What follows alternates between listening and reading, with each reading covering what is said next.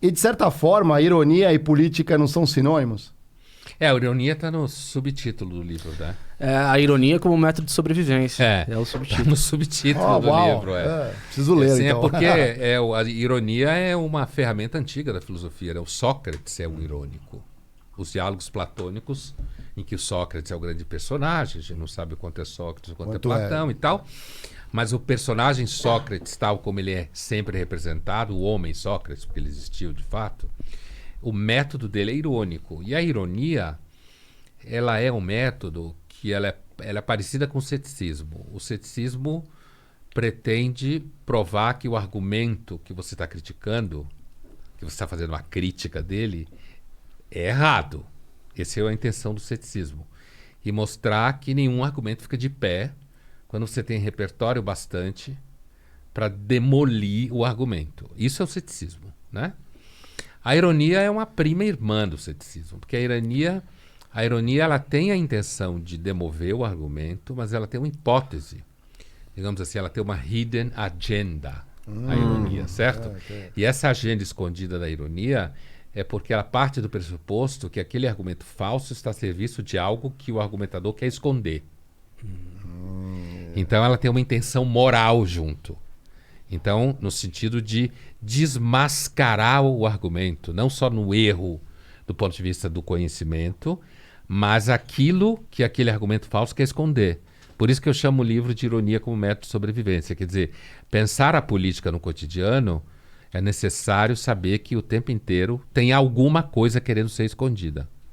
Caramba, que legal. E no mundo corporativo isso é muito bom, porque o mundo corporativo, usando o que você falou do mito da caverna, ele é uma caverna que fala o tempo inteiro para os colaboradores que querem que eles saiam da caverna, Exatamente. mas no fundo ninguém quer que saia.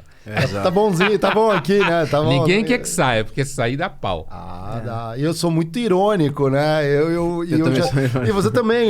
Você é irônico no escritório? Mas demais, mas assim, eu me controlo mais. Porque eu vejo tanta besteira. Chegou um ponto na minha carreira no mundo corporativo que você vê tanta coisa mal feita e natural, porque é do ser humano, é da natureza. A gente não somos perfeitos, você não pode exigir uma perfeição.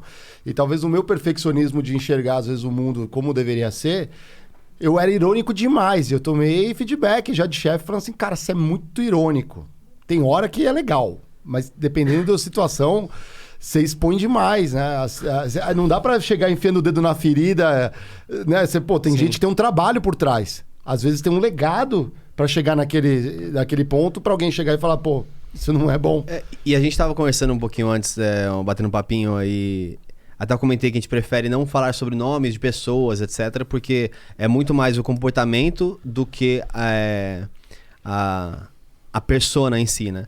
E tem um exemplo disso que, para mim, eu já aprendi com as minhas ironias a chegar no meu... refletir sobre o porquê daquilo. Em grande parte das situações, eu reflito que eu estava errado. Vou dar um exemplo aqui muito prático de um pensamento que eu refleti depois de uma experiência quando aconteceu comigo. Eu via direto o LinkedIn, né? LinkedIn é o novo... o Instagram do trabalho. Então, Tudo é perfeito. As pessoas postam lá, por exemplo, hoje foi o dia que eu me desconectei da empresa com muita alegria. A pessoa está chorando por dentro. Sei, mas estou tocando novos projetos. Novos projetos, com alegria. Quem fala isso normalmente está mentindo, né? Exato. Põe o crachá, feliz. né? Foi um orgulho. Rede social like corporativa, aquela coisa... Eu não sei, eu nunca vi o LinkedIn, porque eu não entro em redes sociais. Ele é uma... Eu tenho a mínima ideia do que é a página do LinkedIn, mas eu entendo o que você está falando. Ele é um Instagram do Eu trabalho, entendo. basicamente. E aí, tem alguns comentários, óbvio, você comenta, só como é uma rede familiar e muitas pessoas, em geral, tem tanto o homem quanto a mulher, ou os casais, juntos no LinkedIn, né, com os seus trabalhos, cada um em um lugar, é muito comum quando você posta, sua mulher ou seu namorado, o que quer que seja, comentar naquele post. Tipo assim, olha, que legal, sucesso. E eu sempre... Comenta o do marido ou da mulher? Então, e eu era um cara cético e assim, eu falava assim, meu Deus, isso é errado, não pode, que vergonha fazer isso. E pessoas com influência fazendo isso no LinkedIn. Até que uma vez eu postei uma coisa e a minha namorada, ela foi a primeira a comentar. Não porque era um processo do tipo assim, isso, vai lá e comenta pra gerar buzz. Ela simplesmente viu, se impactou com aquilo e respondeu como se fosse uma rede social normal. Eu falei assim, cara, tá aí, talvez eu estava errado em julgar aquele cara do tipo assim, Nossa, que feia. Mulher, a primeira pessoa a comentar.